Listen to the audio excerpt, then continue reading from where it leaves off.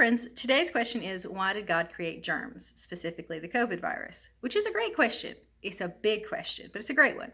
So I'm going to give a brief answer, but I'm happy to talk more about any of these questions that we've been answering at a different time, if you just want to send in more specific questions.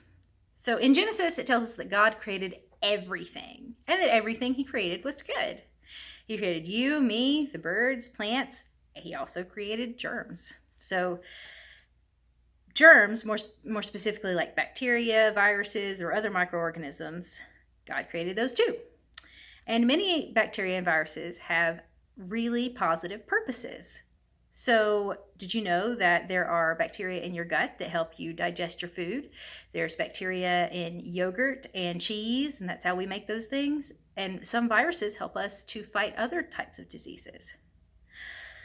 Now we know that some bacteria and viruses can make us sick. How that usually ends up happening is that a germ, a virus, or a bacteria ends up somewhere that it shouldn't be. So if you maybe didn't wash your hands and then you ate something with those dirty hands, you might have transferred a bacteria or a virus in, and that's how sometimes we get like a stomach bug.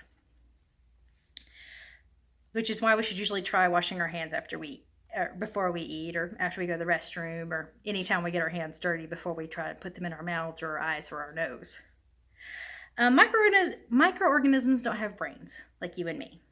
So they aren't trying to make us sick. They're just trying to do what they're programmed to do, which is just to make copies of themselves. A microorganism like a virus or a bacteria or protozoa, all they want to do is just make copies of themselves over and over and over again. So I hope that answers your question.